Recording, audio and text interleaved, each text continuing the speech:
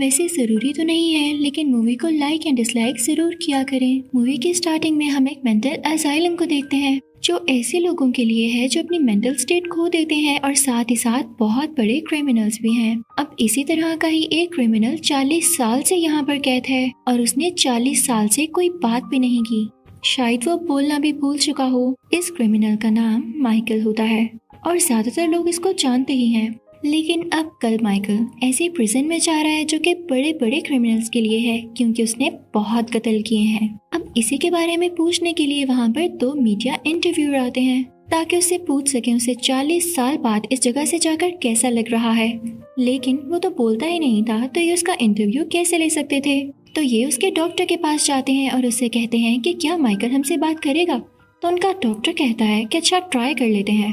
अब वो डॉक्टर एक बड़े से ग्राउंड में आता है जहाँ पर माइकल चेन से बंधा होता है। वो इन तीनों की कोई बात सुनता ही नहीं है। इंटरव्यूअर के हाथ में एक मास्क भी होता है जो माइकल से ही रिलेटेड होता है, लेकिन वो मुड़ता नहीं, पर हाँ हल्की सी गर्दन जरूर हिलाता है, जैसे वो जानता हो कि इंटरव्यूअर के हाथ में मास्क है। अब दोनों इंटरव्यूअर डिसअपॉइंट हो जाते हैं कि वो किसी भी तरह से माइकल को बुलवा नहीं सकते और ना ही अब उसका इंटरव्यू ले सकते हैं। तो अब ये लोग यहाँ से एक ऐसी औरत के घर जाते हैं जिसका नाम है लोरी। वो एक बहुत ही ज्यादा रिच औरत लगती है, तो मोस्ट प्रोबेबली वो इन लोगों का इंटरव्यू ना देती। तो ये लोग भी उसे बहुत बड़ी अमाउंट ऑफर करते हैं जो कि $3000 है कि बस आप एक बार हमारी बात सुन लें। तो ये औरत इनके लिए दरवाजा खोलती है, पर उसने अपने घर में बहुत सारे लोग लगाए होते हैं, बहुत हाई सिक्योरिटी रखी होती है, जैसे उसे किसी से डर हो। जिस जगह उसका आलीशान सा घर होता है वो जगह तो काफी सुनसान होती है।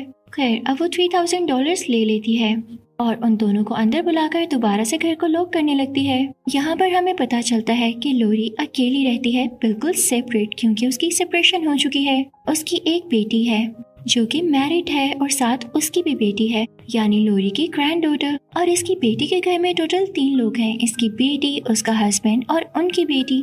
अब ये बंदी जो होती है ये बहुत ही ज्यादा सीरियस होती है। सीन चेंज होता है। अब हम लोरी की ग्रैंड डॉटर को अपने फ्रेंड्स के साथ देखते हैं। वो स्कूल में होती है।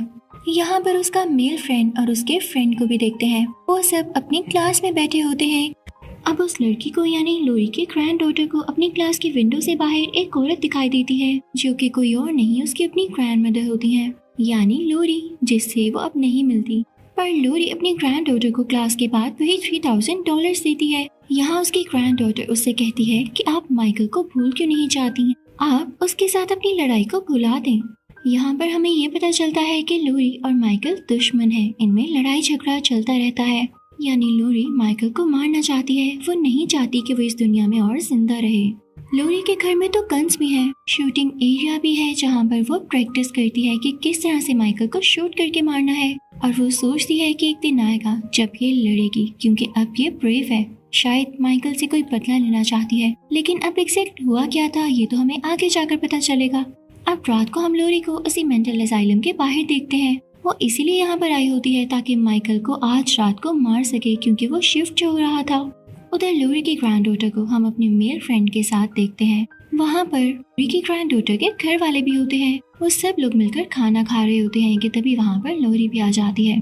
वहाँ पर लोरी आकर इन सबको बताती है कि आज उसने माइकल को देखा है और वो बहुत डिप्रेस है। तो उसकी ग्रैंड डॉटर उसे समझाती है कि कुछ नहीं होता और उसे बाहर तक छोड़कर आती है ताकि वो घर जा सके। फिर हम एक रोड पर 2 बाप बेटों को देखते हैं जो कि कहीं जा रहे होते हैं, लेकिन उनके सामने ही हम एक बस को टिल्ट हुआ पाते हैं जो कि नीचे गिरी होती है। और ये वही प्रिजन बस होती है जिसमें सारे प्रिजनर शिफ्ट हो रहे होते हैं। लेकिन यहाँ पर ये बस इस तरह से गिर जाने के बाद सारे कैदी रोड पर ही फिर रहे होते हैं। उन बाप बेटा में से फादर आगे को देखने जाता है। इतनी देर में बेटा पुलिस को कॉल लगाता है और अपनी गन लेकर खुद भी बस में देखने जाता है, लेकिन उसके सामने डॉक्टर होता है जिसे वो प्रिजनर समझकर शूट कर देता है और उसके बाद आकर अपनी गाड़ी को स्टार्ट करने लगता है। लेकिन वहाँ पर माइकल आ जाता है और उसे पीछे से पकड़कर मार डालता है। जल्दी वहाँ पर सीनियर पुलिस ऑफिसर आ जाते हैं और उस जगह की इन्वेस्टिगेशन करने लगते हैं जहाँ पर उन्हें कई डेड बॉडीज भी दिखाई देती हैं, जिनमें से एक तो एक पुलिस ऑफिसर की थी। इसके बाद हम उन दोनों मीडिया इंटरव्यूअर्स को देखते हैं जो कि माइकल की ग्रेव पर जाते हैं। लेकिन ये क्या, वहाँ पर तो माइकल भी आ जाता है, यानी पूरी दुनिया के नजदीक वो मर चुका था। उसे कैमोफ्लेज में यानी छुपाकर प्रिजन में रखा गया था। पर इन इंटरव्यूअर्स को इस बात का पता था।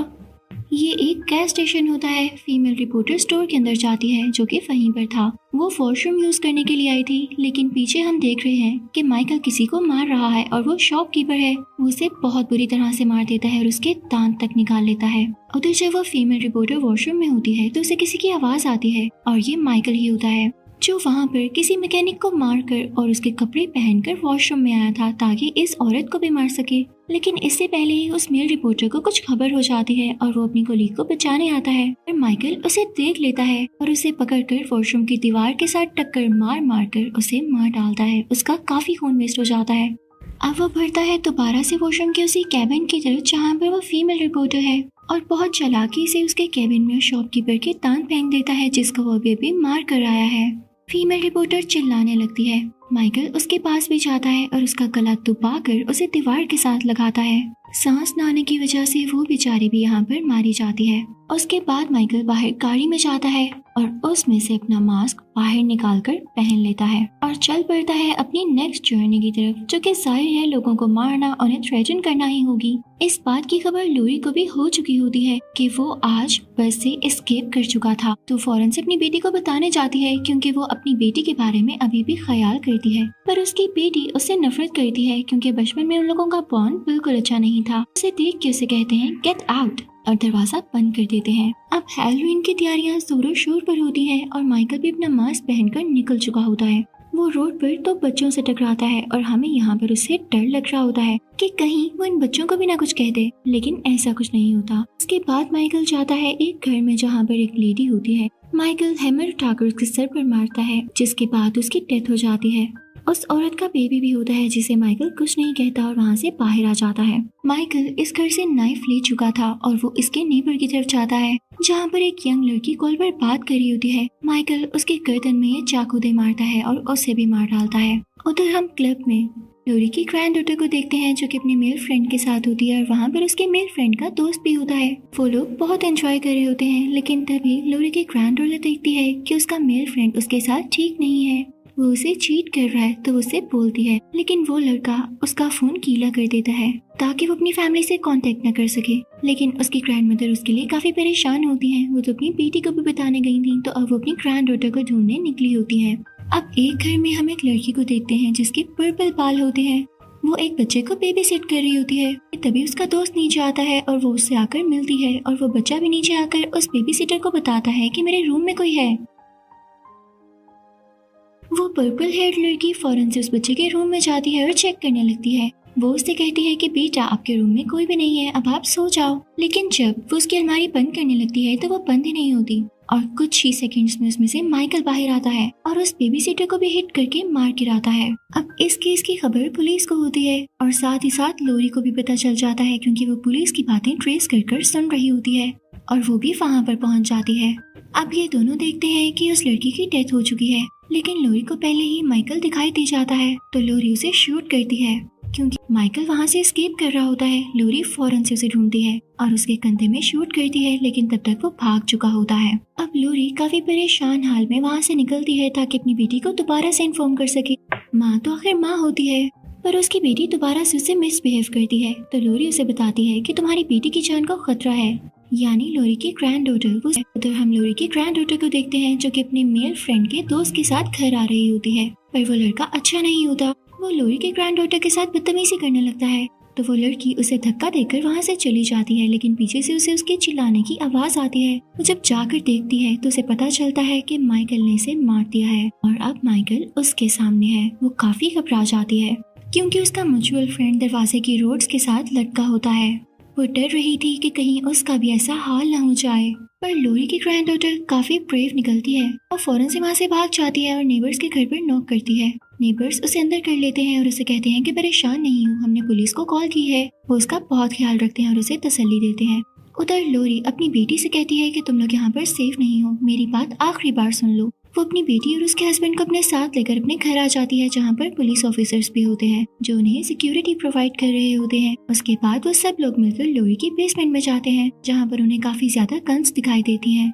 उस तरफ हम देखते हैं कि सीनियर पुलिस ऑफिसर एक और पुलिस ऑफिसर के साथ वहाँ पर जा रहे होते हैं। तभी अचानक से इनके सामने माइकल आ जाता है, जिससे ये लोग अपनी गाड़ी से उड़ा देते हैं। और जैसे ही बाहर आकर सीनियर पुलिस ऑफिसर माइकल को शूट करने वाला होता है तो माइकल का डॉक्टर बीच में आ जाता है और माइकल को बचाते हुए पुलिस ऑफिसर को मार डालता है।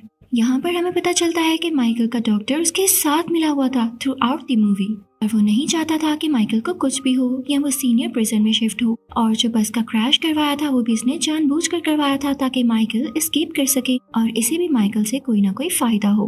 अब यहाँ पर माइकल बेहोश होता है तो उसका डॉक्टर उसे और साथ में लोरी की ग्रैंड डॉटर को भी अपनी गाड़ी में लोरी के घर लेकर जा रहा होता है। लेकिन जैसे ही माइकल को होश आता है तो उसे लगता है कि इस पर अटैक डॉक्टर ने ही करवाया था, तो वो उसे खूब मारता है।